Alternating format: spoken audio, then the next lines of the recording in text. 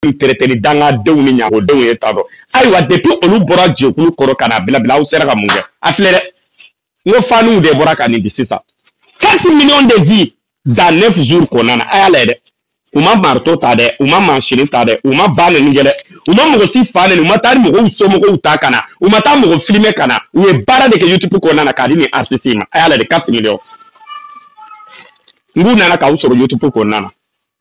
chaque tile fila u bɛ bi don aw la ka tɛmɛ ka bɔ chaque 2 jours u bɛ 1 million don aw la ka tɛmɛ aw filɛ tantôt même pas 300 000 vues u tɛ se ka hali alama kalo bɛ bi ninnu ma b'u nɔ la jaguma ti se a ka fariya la ko ɲina in k'i da la ne m'a fɔ n ko hakɛ de bɛ se barika la n'i ye mɔgɔw tɔɔrɔ ala b'i ka jɛkulu ci dɛ ala b'a barika ban dɛ parce que mɔgɔ tɔɲɔ la ala yɛrɛ tɛ k'i fɛ fo ka diɲɛ wuli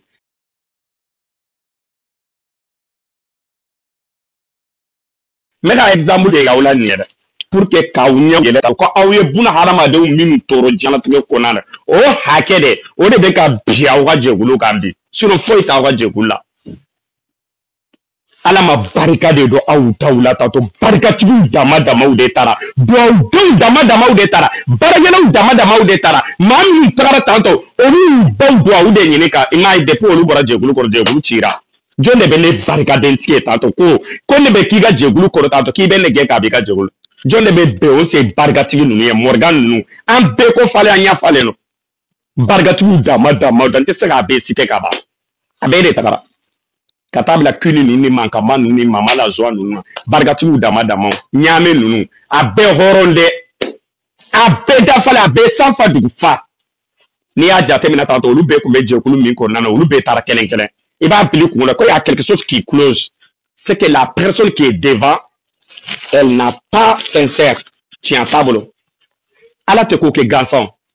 ala silamɛw ni kafiriw kun bɛ tan dɛ silamɛw ils ont petit ils ont pas nombreux kafiriw kun ka ca ni silamɛw ye mais ala ye barika don mɔgɔ fitinin ninnu de la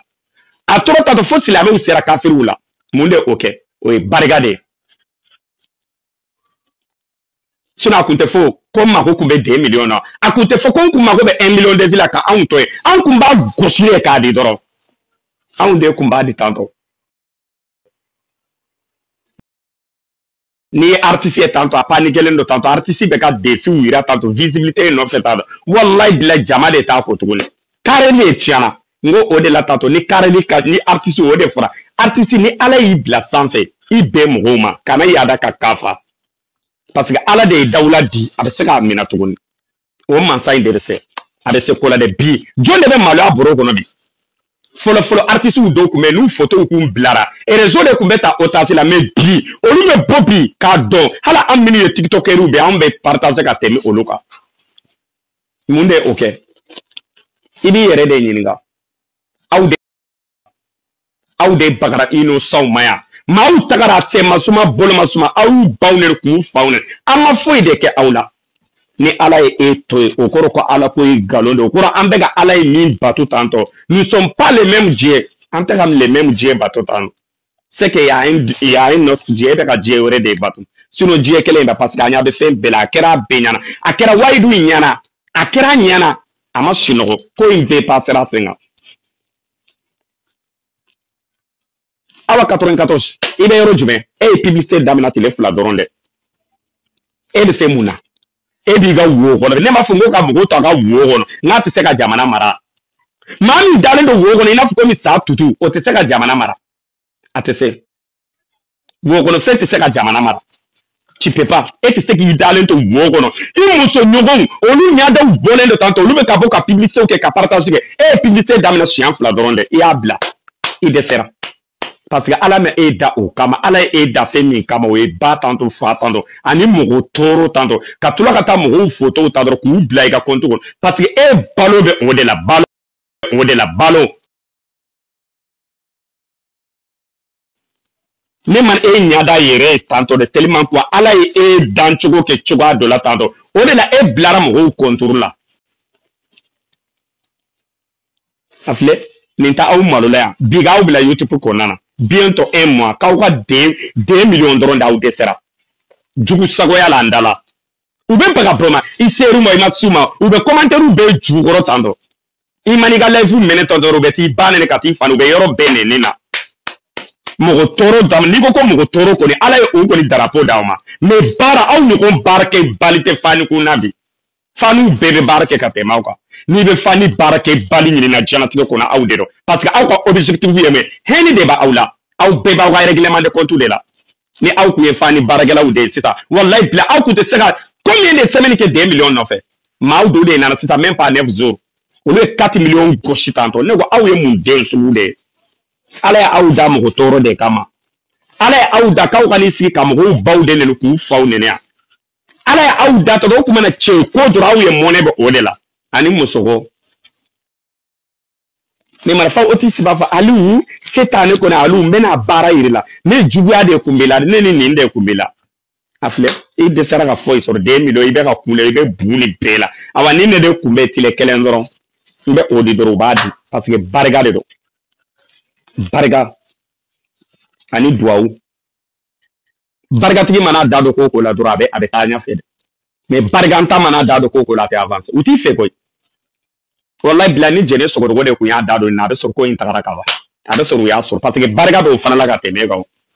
e ko mandi mo shiye I jeli maka go ibe pasi mi no kala tena di ma foka jawle ti yere lafia ibe gi yere ge kuntigini ndo e tanto itena place soro iti yere ni lafia parce que jeli de mandi mo hoye e jeli na figi ni e mo dagala ni e tanto aga jandro na figi de do kana nyini ngali keton e ko ne na figi ne dagala ko ni ma jande me e du dagala ni nga jande o e na figi atagmanse do afra qur'ane yere ko wajul kela wi afro ko ni e da mo dagala ni jamjala e tanta fie fie le tan ni fie tigera tanta bila maga tanto ko na figi de do kana nyini ngali gere i de serade awan bora de ki ku na bla bi ai wasa dan kan sigi ka moke ila bi kan wasa ka kuma bi ene wasa dole de ka kuma au ma bi ala de ya gede e mai de pine bora ka jogulu ko na kera plana ngolo ya e mai ada nya jugulu ngera e Liberia akera video mani sifa ale de bebo ka farapu gesa kane to ku te ko chene ni deni joro de do jogulu ko e mai de pine bora ka jogulu ko na tado akera pala to jogulu ya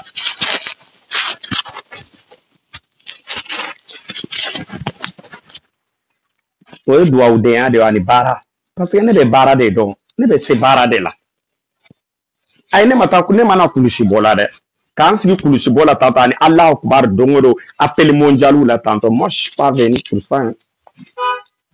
chaman du ben tata ben na chego ni musoko de la sino ni chego ni musoko te awlaw ni mangi de amour kunta awlaw blessé de l'amour kunta awlaw aw be sera ni til hakem de ga de sera 2 millions de visos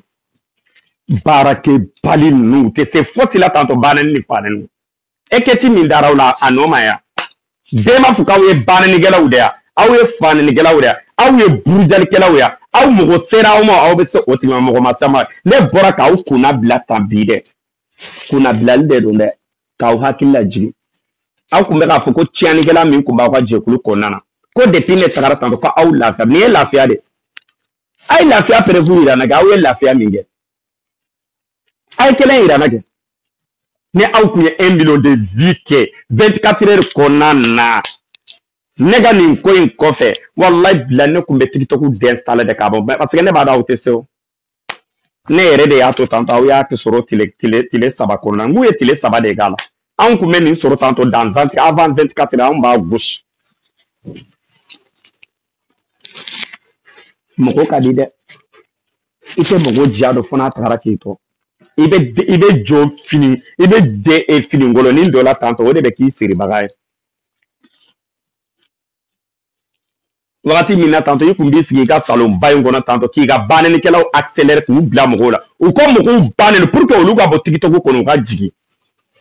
inyina na odonga ala be ko hake de boyla sa ete sa e nya ele lende be ta lahara ne ma mo gore ko fo nete ya fima de ne o de fa ne shute ya fima ar lahara ne ni be kelege lahara ne ne ga ni kelenge ar devant je ne ni be kelege ne ta dogore ne ta te hypocrite ne ti fere te ki fe foka ja parce que ka jugu de tu es trop méchante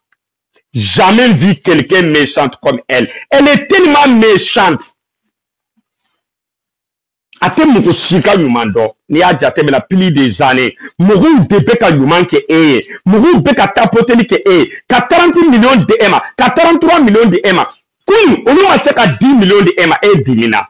i b'a yira tantôt ko nin ka jugu yɛrɛ yɛrɛ dɛ normalement e man ko a ka funteni yɛrɛ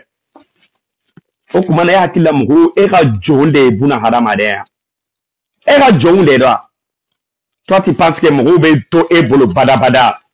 ka to e tintirima ka to la k'e kɔrɔta i tɛ dɔn k'i yɛrɛ i k'i voisin i ka micro ta ka dɔnkili da mɔgɔw tɛ se ka to ta mɔgɔw sɛgɛnna les gens sont fatigués de ça n'i bɛ baara kɛ aw ka baara kɛ n'aw tɛ baara kɛ aw ka fara mɔgɔw la bɛɛ ser'u ka faniw la réseaux sociaux in kan i ka 94 n'a ɲɛda cɛjuguni in filɛ kɛ a bɛ se mun na a bɛ mɔgɔw ta aw de b'a fɔ ko mɔgɔ ko olu tɛ se mɔgɔ ma olu ka artiste tɛ se mɔgɔ ma a ye taa bɔ aw ka compte kɔnɔna na kɛ John de ye ne ye tantôt ka dɔ fɔ ninnu ka artiste ma semaine in kɔnɔna na mais a ye taa bɔ a ka compte kɔnɔna na a bɛ bagima de tantôt ka t'i ba nɛnɛ ka t'i nɛnɛ tantôt pour rien a bɛ o de kɛ a ye taa bɔ don o don u bɛ o de la visibilité ɲini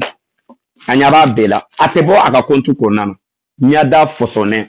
wo kɔnɔ fɛn a dalen don a ka wo ba ne y'o de fɔ ko n'i ye muso kisɛ ye don min na n'i ɲɛda bɔ don min na ne b'a dɔn k'i ye muso de mais a tant qu'il bɛ wo kɔnɔ i ka foyi tɛ digi ne la tuguni parce que e ye fuwari de n bɛ exemple ta Aïcha Diallo kan Aïcha Diallo ye muso de ye o parce que o y'a ɲɛda de bɔ k'a assumer awa belebele dagantigi ye muso de jɛnɛ sogodogo ye muso ye mais e ye muso tɔgɔ de bɛ e la dɛ mais e ye musoro de parce que e y'i da wo de kɔnɔ ka masque ta i muso tɔ de ka masque ta ka taa i da wo kɔnɔ mɔgɔw ka intimité bila dɛ on dirait que e de ka yɔrɔ min bila tantôt dɛ musow ka yɔrɔ min bila tantôt on dirait que o tɛ e la de k'a sɔrɔ a ɲɔgɔnna de bɛ e la ou bien e ta in filɛli man di dɛ a filɛli cɛman in da c'est pour cela que e bɛ taa i ɲɔgɔnnaw bila e ni ala cɛ artiste ɲuman artiste min ye silamɛ e tɛ kafiri ye e tɛ firawuna denmuso ye e ka jɛkulu kɔnɔ mɔgɔ min b'i sigi e tɔgɔ la su ni tile o ka tɛ e musoɲɔgɔn lebu bila a ka page kan e ma bɔ ka kuma ko a ye nin dabila n ka jɛkulu kɔnɔ dangaden jumɛn de bɛ to e ka jɛkulu kɔnɔna na silamɛ jumɛn de bɛ to e ka jɛkulu kɔnɔna na jɛkulu minnu bɛ mɔgɔw ka intimité ta k'a bila jɔn bɛ to o jɛkulu sugu kɔnɔ aw tɛ se foyi la ka taa mɔgɔw arnaquer kɛ tantôt k'u julakolonw bila taba a ka jɛkulu kɔnɔna na tantôt mun de bɛ intimité labɔ dɔrɔn a banna an ka taa karisa filmer an ka karisa jouer karisa an ka don a ka inbox kɔnɔ pour que an ka a lankolon sɔrɔ k'a bila artiste yɛrɛ sigilen don artisteya kɔrɔ ye mun ye artisteya kɔrɔ a t'a kɔrɔ dɔn yɛrɛ artisteya mun de la u b'a fɔ artistes k'u yɛrɛ minɛ ka ɲa u ka ko sugu dɔ k'u kana kɛ parce que populaire de bɛ yen kɔ k'a de popularité e de ka jɛkulu filɛ i ka page kɔnɔna na ye bi i ka page ni mɔgɔ si ka page tɛ kelen mɔgɔ bɛ k'i ta taa bɔ awa 94 ka page i bɛ yɔrɔ dɔ ka tɛmɛ bɛɛ kan parce que tu es abonné avec lui aw bɛ ɲɔgɔn dɔn ne yɛrɛ mana mɔgɔw ye tantôt ko k'u bɛ k'a ɲini tantôt ne bɛ yɛlɛ de ta aw b'a ɲini mun na artiste b'a yɔrɔ dɔn a b'a dɔn a kantere a b'a dɔn a installé don yɔrɔ min a b'a bɛɛ yɔrɔ dɔn tout ce qui se passe a b'a bɛɛ de kalama a b'a ka famille bɛɛ dɔn a b'a fɛn bɛɛ dɔn u b'a bɛɛ de dɔn foyi tɛ dogo la a b'a bɛɛ dɔn ale de ye kumana fɛnw a kumana fɛ une semaine a ma banni jɔ a mun na avant a kun tɛ ka kuma fɛ n'ale ko k'a ka fɛn fɛn dabila a b'a dabila hali ko sani in na tantôt Guinéen dɔ tantôt n ko u tagara o gulo a n'a denw n k'u y'a wele tantôt dɔrɔn ale de ye weleli kɛ tantôt ko k'a jigin après vous bɛ yɔrɔ bɛɛ a bɛ bébé Zoli ne touche pas ka compte kɔnɔna na aw t'a lamɛn a welela dɔrɔn a y'a jigin a ka jatigi de kun den o ye ninnu bɛ se ka mun de fɔ mɔgɔ yan